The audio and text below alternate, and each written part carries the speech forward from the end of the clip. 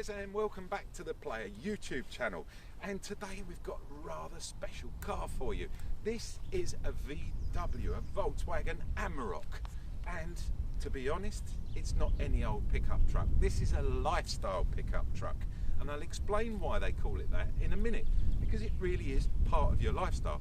Before we go anywhere, let's take a look under the bonnet, because they've changed the engine from the old 2 litre to a brand spanking new 3 litre V6 diesel turbo. But you've got to see this thing, it's amazing. One thing I love about this car is everything is where you would expect it to be. Instead of hiding things and having electronics here and electronics there, everything is where you think it would be from the old school. Let's take a look under the bonnet. Very simple to open and very simple yet again just to pop up. So it's a V6 TDI. It's developing 224 brake horsepower, but the best thing of all, 550 Newton meters of torque. That's massive. It's all-wheel drive. In other words, it's there for motion, as they call it. But this really is a proper 4-wheel drive. It's got the downhill descent mode on it. You can lock the diff on the back. Everything about it is proper off the road. But the other thing it is doing is 0 to 60 sub 8 seconds and a top speed of around about 125 miles an hour. So it's no slouch either.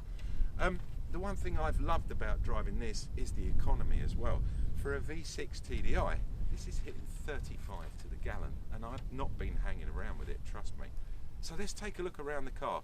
You've heard about the engine, you know how good it's been put together. Let's go and see if it matches up to the rest of the spec. So the Amarok is ticking all the boxes, but let's go around and see if it can tick a few more. Check out these lovely alloys, and the height, the ride height on this is amazing. When you compare it to the competition, like the Navara for example, this thing really sits up high and looks the part.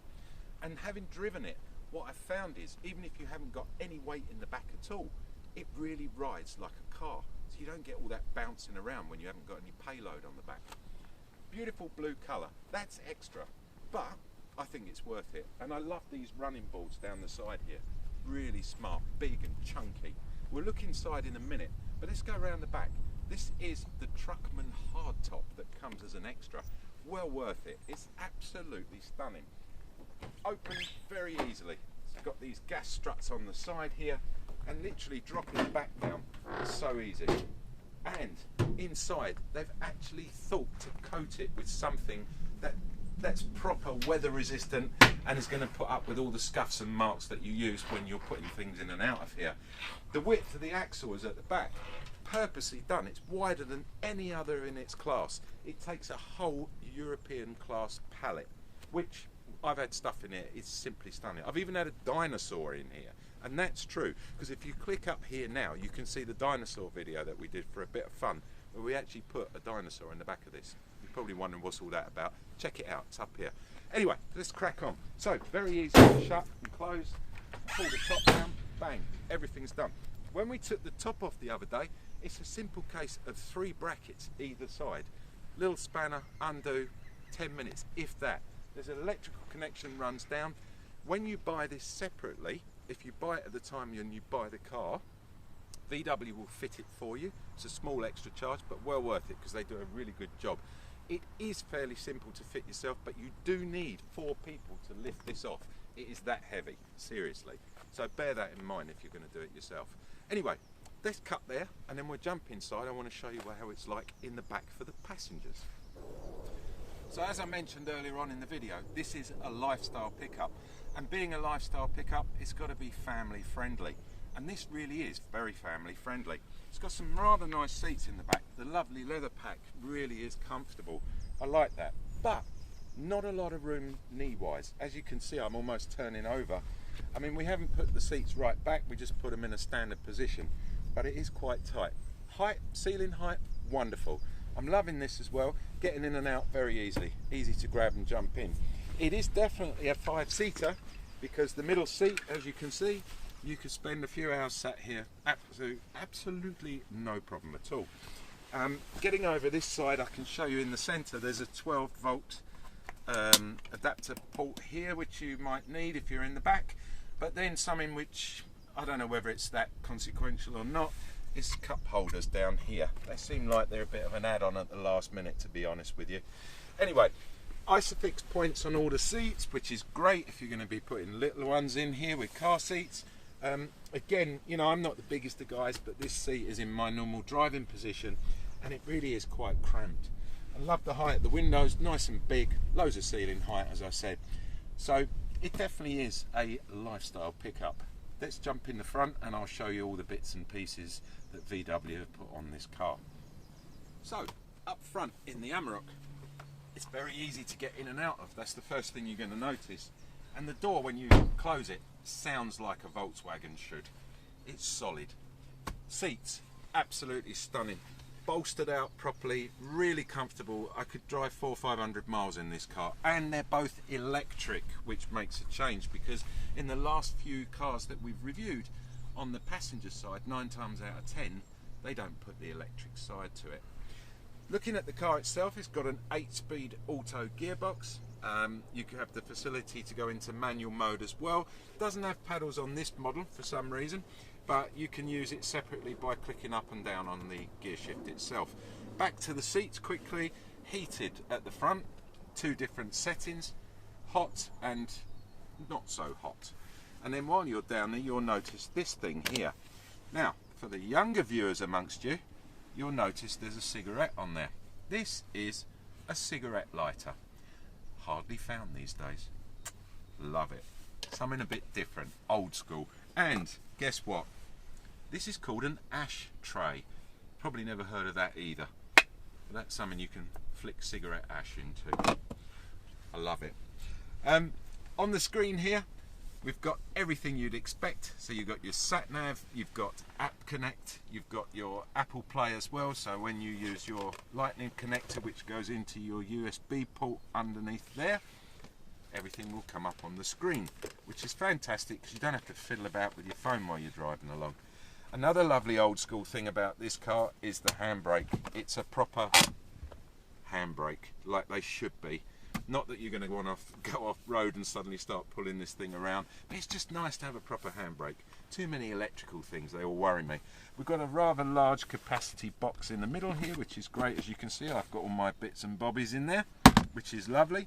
Down here you've got your hill descent mode, you've got your rear diff lock if you want, and then you've got your traction control, which can come on and off. You've got yet another 12-volt adapter here, and looking up the top here, there's another 12-volt adapter up here with a large tray, which is great for putting your stuff in. So your iPad can go in there, because when I show you down here, unfortunately, the glove box doesn't come all the way down. So it's not going to allow you to put much more in there than the handbook and possibly an iPhone. That's not a good thing.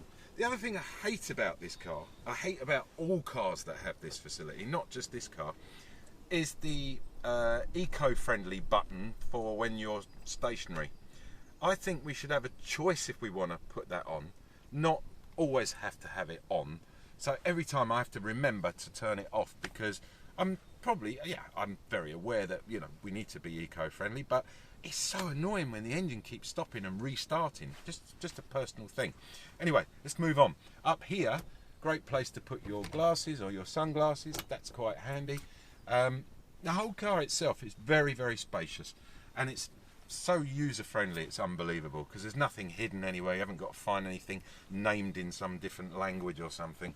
On the steering wheel, we've got cruise control. We've got our menu control over here, so you can scroll backwards and forwards. Let's start the car up, put on the brake, away we go. And very simply, just to move across backwards and forwards on the silver button here, get oil temperature, audio system, I've got a compass on there, yeah, loads and loads of stuff. So all nice. Oh, and this one even has a tyre pressure sensor as well. Fantastic, very handy. The car itself, as I said, really well built, very comfortable. You've got all your bits on here. That's why it's a lifestyle pickup, because it's not just any old builder's truck. It really has got a sense of class about it. So let's get it out on the road and see what it runs like. So the first thing you notice when you're driving the Amarok is the silence. The sheer build quality of this cab is absolutely unbelievable. It's so quiet you can almost hear a pin drop. There's bags of torque there. When you put your foot down, you get an instant response. There's no turbo lag whatsoever, which is fantastic. But then you'd expect that from a 3-litre V6 engine. Everything's here. It's so easy to operate. What I've loved the most is being able to put stuff in the back and not have to worry about it, because it's right at the back in a separate cab, so you can't hear anything jangling about, you can't smell anything like petrol motors or anything. You know, it's a whole separate thing. And the great thing was picking kids up in the back here, they just jump in the back. It's just super. So it is a proper car, and to be honest with you, it's something I would seriously consider having, you know, as a day-to-day car myself. Loving VW's Amarok. I think it's one of the best trucks that we've ever tested. It's something that you guys should get out and have a test drive in as well, because I think you're going to be very pleasantly surprised. So just rounding up, don't forget, if you like what you're watching, smash the thumbs up button. If you want to hashtag the player, which I'd really appreciate, and share with everybody, that would be great as well. And don't forget, if you like all these videos that we do, please do feel free to subscribe, because we'd appreciate that as well. Thanks for watching, and next week we'll have yet another car for you with a more in-depth review as well. Cheers, guys.